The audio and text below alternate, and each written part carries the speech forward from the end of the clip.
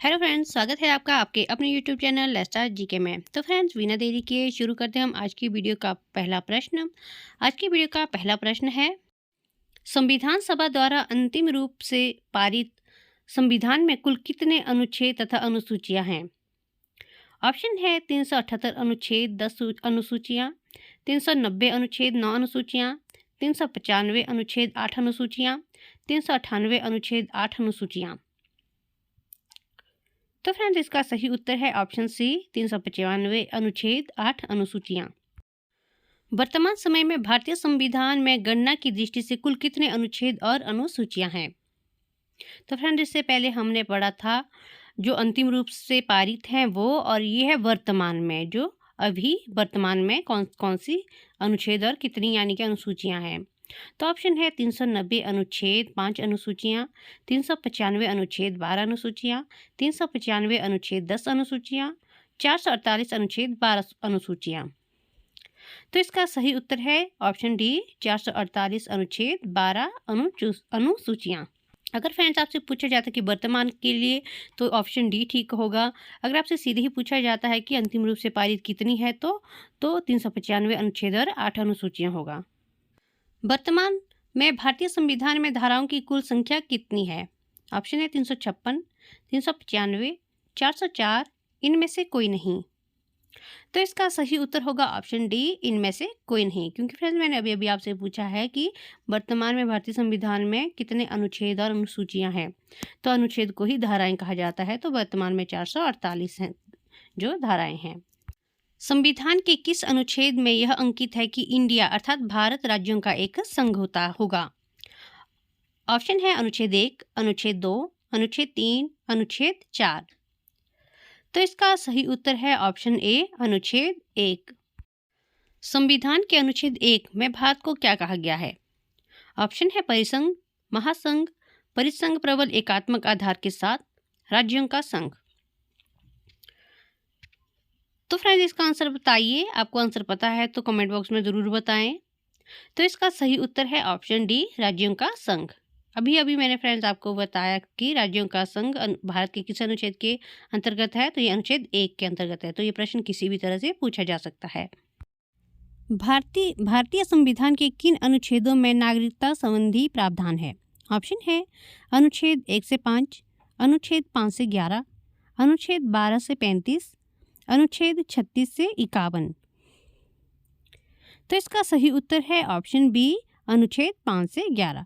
अगर फ्रेंड्स आपसे पूछा जाता है कि किस भाग में है, तो यह है दूसरे भाग में।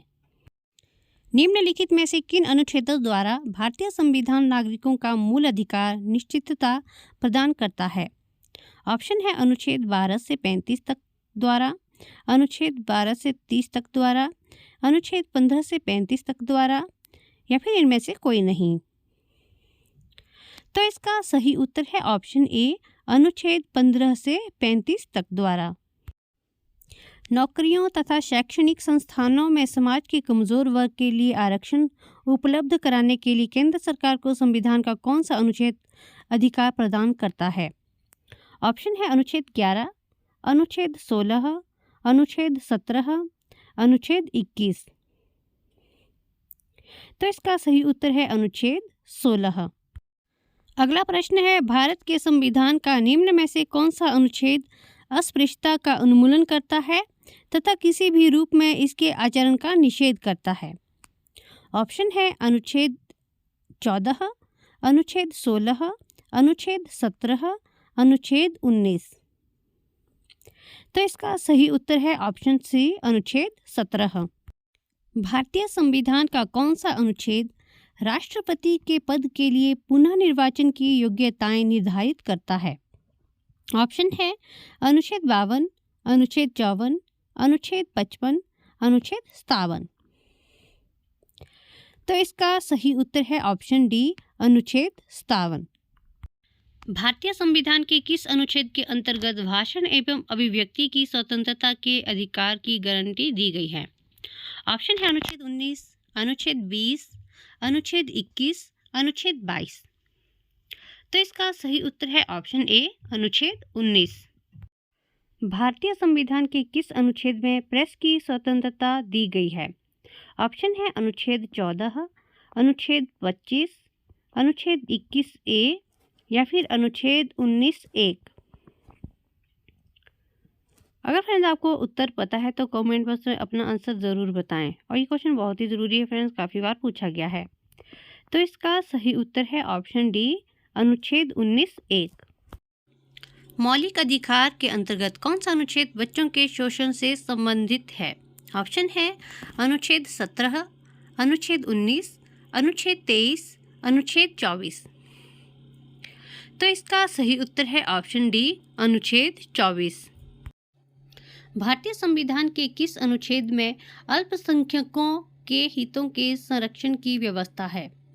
ऑप्शन है अनुच्छेद 25, अनुच्छेद 29, अनुच्छेद 39, अनुच्छेद 44। तो इसका सही उत्तर है ऑप्शन बी, अनुच्छेद 29। कौन से अनुच्छेद के अंतर्गत भारत का सर्वोच्च न्यायालय नागरिकों के मौलिक अधिकारों की रक्षा करता है? ऑप्शन है अनुच्छेद 74, अनुच्छेद 61, अनुच्छेद 54, अनुच्छेद 32। तो इसका सही उत्तर है ऑप्शन डी, अनुच्छेद 32। भारतीय संविधान के किन अनुच्छेदों में राज्य के नीति निर्देशक तत्वों का उल्लेख है?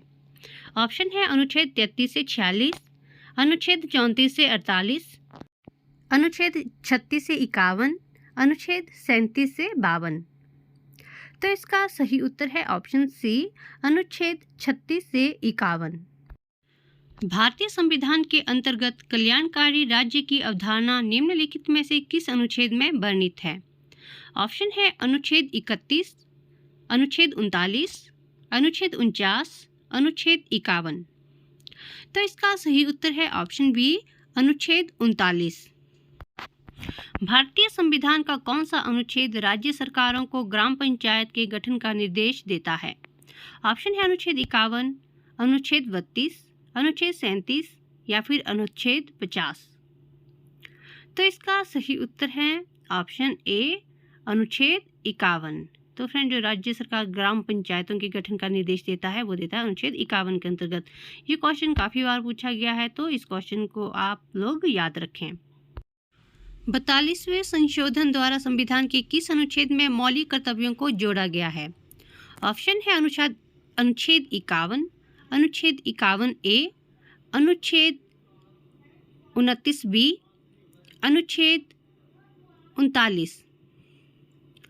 तो इसका सही उत्तर है ऑप्शन बी, अनुच्छेद 51A। भारतीय संविधान के किस अनुच्छेद के अंतर्गत वित्त आयोग के गठन का प्रावधान है? ऑप्शन है अनुच्छेद 249, अनुच्छेद 280, अनुच्छेद 368, अनुच्छेद 370। तो इसका सही उत्तर है ऑप्शन बी, अनुच्छेद 280। तो फ्रेंड, 280 के अंतर्गत वित्त आयोग के गठन का प्रावधान है। तो फ्रेंड्स, ये थे हमारे टॉप 20 क्वेश्चन। अनुच्छेद महत्वपूर्ण अनुच्छेद हैं सभी ही। ये है हमारा फ्रेंड्स पार्ट 1। तो फ्रेंड्स, आपको वीडियो कैसी लगी कमेंट बॉक्स में ज़रूर बताएं और चैनल को सब्सक्राइब करना ना भूलें और वीडियो को लाइक शेयर ज़रूर करें। Thank you.